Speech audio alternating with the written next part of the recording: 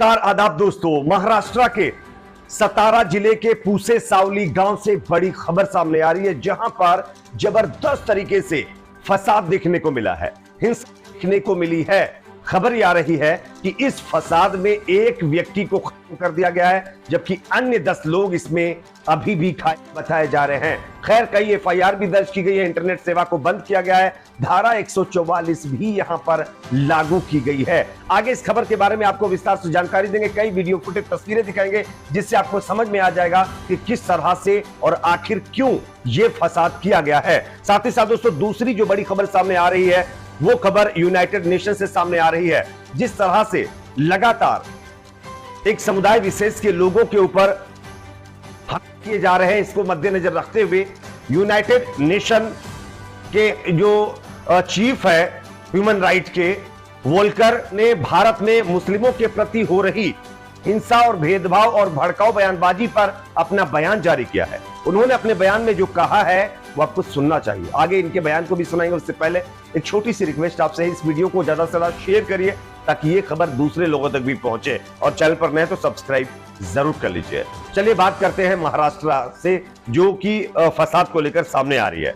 सबसे पहले स्क्रीन के ऊपर एक खबर मैं आपको दिखा रहा हूं, आप देख सकते हैं। महाराष्ट्र के सतारा जिले के पूसे सावली गांव में सोशल मीडिया पोस्ट पर आपत्तिजनक पोस्ट शेयर करने पर यह फसाद हुआ, ये हिंसा भड़की है, जिसमें एक 32 साल के व्यक्ति को खत्म कर दिया गया है और 10 अन्य लोग इसमें बताया जा रहा है कि उनको चोटें आई हैं। इस स्थिति को नियंत्रण में करने के लिए पुलिस के पहुंचने से पहले गांव के दुकानों और घरों में जो उनको खाक कर दिया गया, उसमें तोड़फोड़ की गई, उसके बाद उनको खाक कर दिया गया है। जबकि एक पूजा स्थल को भी बताया जा रहा है कि नुकसान पहुंचाया गया है।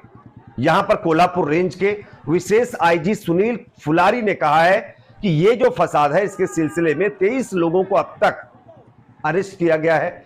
अब इस फसाद को लेकर अलग अलग मामले भी दर्ज किए गए हैं, जिसमें एक सोशल मीडिया पोस्ट से संबंधित और दूसरा लोगों को खत्म करने और यह फसाद सहित आरोपों के तहत मामले शामिल हैं। साथ ही उन्होंने यह भी कहा है कि जो ये फसाद हुआ, इसके संदिग्ध आरोपियों की तलाश की जा रही है। कई वीडियो फुटेज तस्वीरें भी हम आपको दिखा रहे हैं, आप देख सकते हैं। टाइम्स ऑफ इंडिया की रिपोर्ट के मुताबिक फुलारी ने कहा है कि गांव के कुछ युवाओं द्वारा सोशल मीडिया पर आपत्तिजनक टिप्पणियां और कंटेंट पोस्ट करने के बाद ये इतना बड़ा बवाल और फसाद देखने को मिला है। उन्हें रविवार रात स्थानीय पुलिस स्टेशन में पूछताछ के लिए लाया गया। इसके बाद 100 से अधिक लोगों का एक समूह गांव में पहुंचा। भीड़ ने वाहनों और सार्वजनिक और निजी संपत्ति को नुकसान पहुंचाया है। इसका मैं आपको वीडियो भी दिखा रहा हूं, आप देख सकते हैं। यहां पर आरोप यह लगा है कि एक समुदाय विशेष के लोगों के घरों में नुकसान पहुंचाया गया है, उनके संपत्तियों को डिस्ट्रॉय किया गया है, उनके घरों, मकानों, दुकानों को खाक कर दिया गया है और खूब यहां पर नारेबाजी की गई है। आखिरकार ये लोग कौन है? अगर पुलिस इसकी सही से जांच करे तो ये लोग पकड़ लिए जाएंगे। लेकिन अब देखना यह है कि पुलिस किस तरह से काम करती है।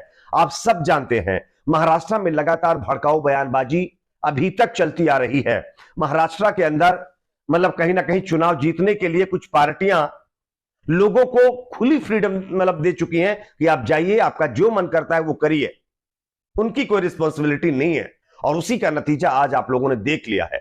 मैं आप लोगों को एक बयान दिखाना चाहता हूं, यह बयान आप लोग देखिए भी और सुनिए भी। किस तरह से एक बीजेपी का नेता, ये जो फसाद हुआ ना, इससे पहले बयान दे रहा है, किस तरह से लोगों को उकसा रहा है। जरा सुनिए, शायद इसकी भाषा तो आपको समझ में ना आए, मैं आपको उसके बाद ट्रांसलेट करके बताऊंगा। पहले आप ये बयान सुनिए। किती पोलीस आहेत? मोजून 100 असते आणि आपण किती आहे?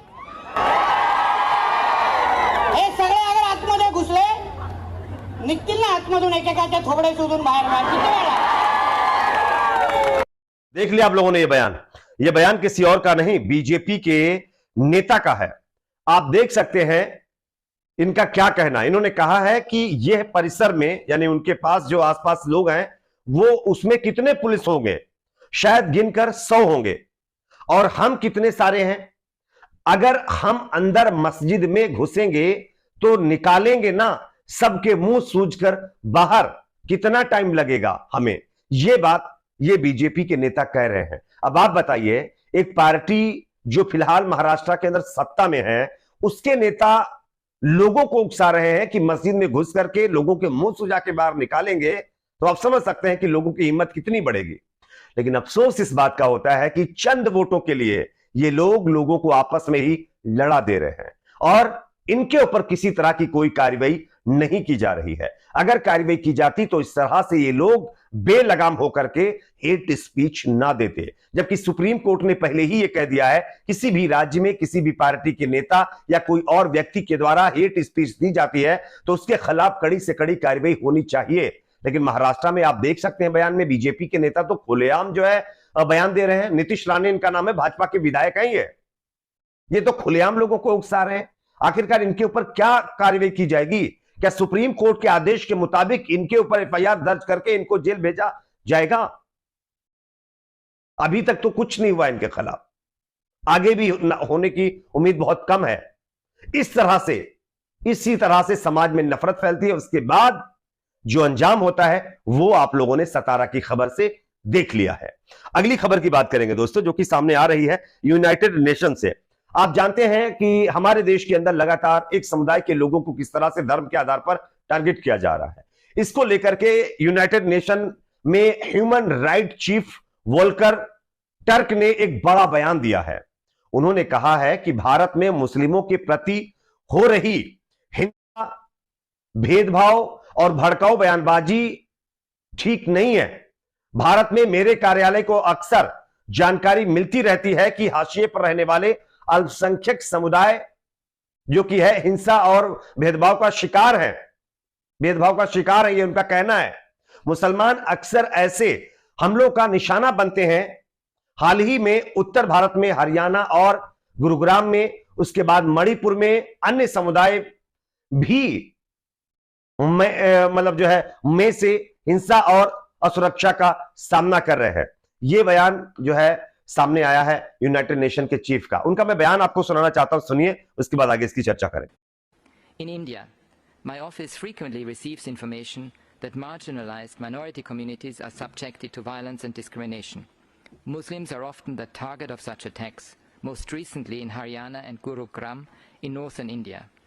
In Manipur, other communities have also been facing violence and insecurity since May. There is a clear need to redouble efforts to uphold the rights of all minorities by dealing in a forthright manner with intolerance, hate speech, religious extremism and discrimination. दोस्तों, आप लोगों ने यह बयान भी सुन लिया है। अब इस बयान को सुनने के बाद आपको समझ में आ गया होगा कि बात यूनाइटेड नेशन तक पहुंच चुकी है। उसके बावजूद भी कुछ लोग हैं जिनको अभी भी सुकून नहीं है। अंतर्राष्ट्रीय लेवल पर देश की छवि इससे किस तरह की बन रही है, ये मुझे बताने की जरूरत नहीं है। आप इस पर क्या सोचते हैं कमेंट सेक्शन में बताइए। वीडियो को लाइक शेयर, चैनल को सब्सक्राइब जरूर करें।